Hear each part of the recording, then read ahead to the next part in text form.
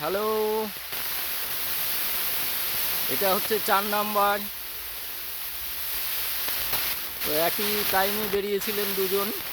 এটা কোয়ালিটি আমার মনে হচ্ছে যেন একটু পিছিয়ে আছে, তাই এনাকে 4 নাম্বারে স্থান দেওয়া হয়েছে। সবাই দেখলেই বুঝতে পারবেন, বাট লাস্ট অবধি দেখা যাবে যে কে ফার্স্ট, সেকেন্ড, থার্ড বা ফোর্থ হয়। সবাইকে অশেষ ধন্যবাদ।